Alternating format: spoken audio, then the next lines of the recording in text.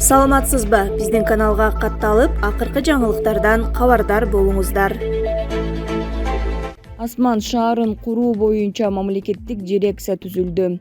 Ысык көлдөгү Асман экологиялык таза шаарын куруу боюнча мамлекеттик дирекция түзүлдү. Тийиштүү токтомго министрлер кабинетинин мурунку төрагасы Улукбек Марипов кол койгон. Мамлекеттик дирекция Асман шаарын куруу боюнча мамлекеттик органдардын жергиликтүү өз алдынча башкаруу органдарынын ишин координациялайт. Инвестиция тартуу жана ресурстук камсыз кылууну көзөмөлдөйт. Бул токтомдун аткарылышын көзөмөлдөө президенттин администрациясынын курулуш, транспорт, жол жана коммуникациялар бөлүмүнө, стратегиялык өнүктүрүү саясаты пландоо бөлүмүнө жүктөлдү. Токтом расмий жарыяланган күндөн тарта 7 күн өткөндөн кийин күчүнө кирет. Ысык көл облусунда 500 000 адамга ылайыкталган Асман шаарын куруу пландалып жатканы быйыл июль айында маалым болгон. Ал шаар өлкөнүн экономикалык жана туристтик борбору болоору, анда алдыңкы билим берүү системасын киргизүү, заманбап ден соолукту чыңдоочу жай жана бизнес борборлорун, стадиондорду куруу, жогорку технологиялык парктарды, ошондой эле каржылык кредиттик мекемелерди жана башка жайгаштыруу пландалууда. Шаар 4000 гектар аянтты ээлейт, курулушу 7-10 жылдын ичинде бүткөрүлөт. Үстүнөн караганда шаар комуздун элесин берип турат. Булак Коом Чекит пресс. Кудрет Тайчабаровдун баракчасынан алынды. Айтылбай калган жакшылык. Сындай бербей жакшы нерсени жакшы деген адамдарды сыйлайм. Бүгүн чек ара кызматыбыз кыйла күчтөнө түшкөнү байкалды. Мамлекет башчысынын бул кадамы мактоого татыйт. Бүгүнкү жаңылыкты баарың эле билдиңер да. Мен айтылбай калган бир мактоого татырлык ишти айтып коеюнчу тарых үчүн. Былтыр Октябрь революциясында мамлекеттин коопсуздугун караган Ички иштер министрлигинин кызматкерлеринин жеке унаасы күйүп кеткен. Алар кызматын таштап машинасын качырууга чуркашпай, мекенге берген антын так аткарып, жетекчилик берген команданы аягына чейин аткарышкан милиция кызматкерлери эле. Болбосо жумушун таштап, машинасын айдап качса деле жарашмак. Ошентип ата-энесинин колдоосу менен кредитке алган машиналары күйүп кеткен 2 сотрудник 1 жыл сыздашты. Жок болуп кеткен машинанын кредитин төлөштү. Алардын бири менин жердеш иним болгондуктан эшиктерди каккылай баштадык. ИИМ кызматкери өз милдетин так аткарып жатып жеке мүлкүнөн ажыраганын уккан президент Садыр Жапаров министрге буйрук берип 2 сотрудниктин чыгымын ордуна келтирип беришти.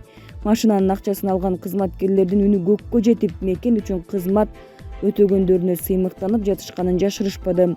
Как будто мен чөнтөгүмдөн төлөп бергендей ыраазычылык айтышат. Ыраазычылыкты мамлекет башчысына, маселени көзөмөлдөп берген президенттин кеңешчиси Равшан Сабировго жана ИИМ министри Улан Ниязбековго айткыла деп калдым. Бирок бул иш боюнча же президенттин маалымат кызматы, же ИИМдин маалымат кызматы жазып чыгышкан жок.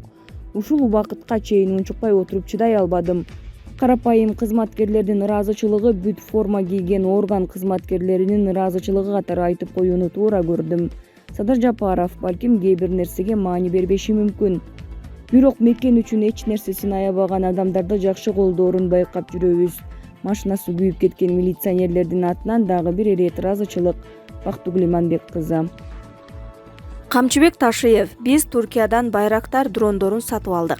УКМКнын төрагасы Камчыбек Ташиев Кыргызстан Туркиядан байрактар дрондорун сатып алганын билдирди. Бул тууралуу бир нече түрк массалык маалымат каражаттары УКМКнын жетекчисинин чек ара кызматкерлерине аскер техникасын тапшыруу аземиндеги сөзүнө шилтеме берип жазып чыгышты. Бирок УКМКнын басма сөз кызматы же президенттин администрациясы мындай жаңылыкты расмий түрдө бере элек.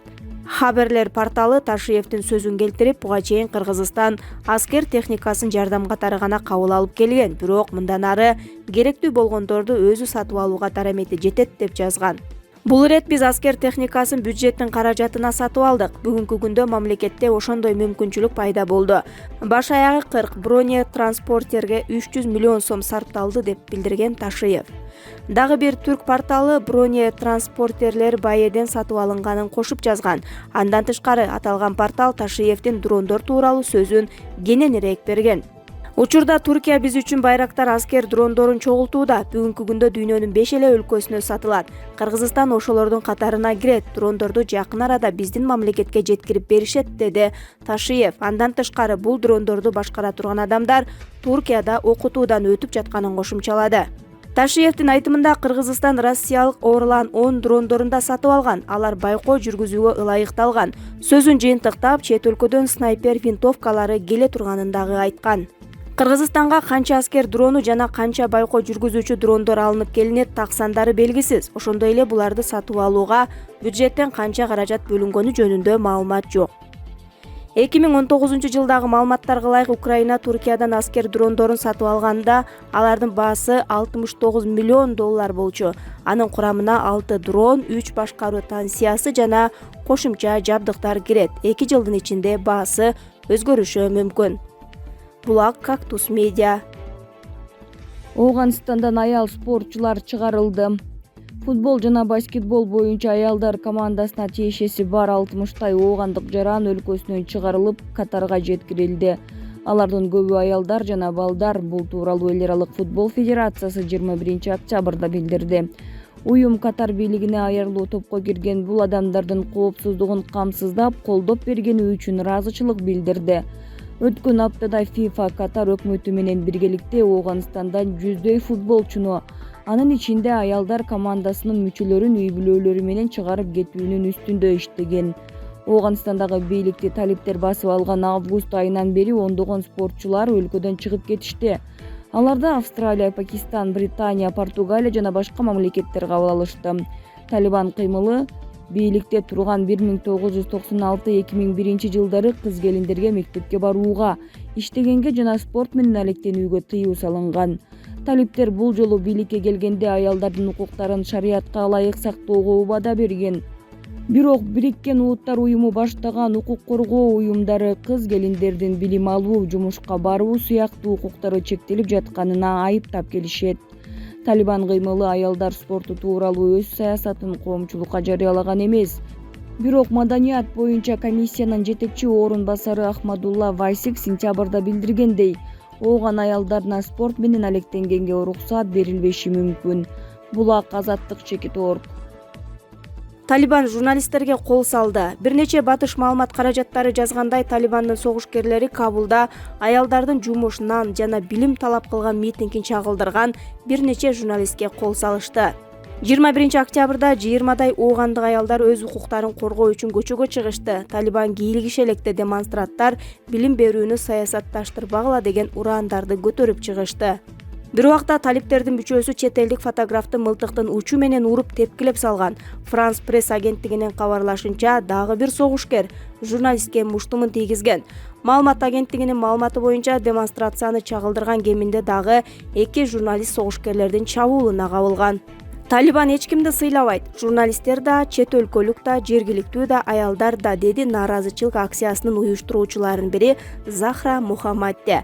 Талибандын өкүлдөрү кырдаал боюнча комментарий беришкен жок. Августтун ортосунда эл аралык деңгээлде таанылган өкмөт кулатылгандан бери талиптер 1996-2001 жылдардагы мурунку бийлигине караганда кыздарга мектепке барууга тыюу салынганга жана аялдарга иштөөгө тыюу салынганга караганда көбүрөөк модернизация көрсөтөбүз деп ырасташты.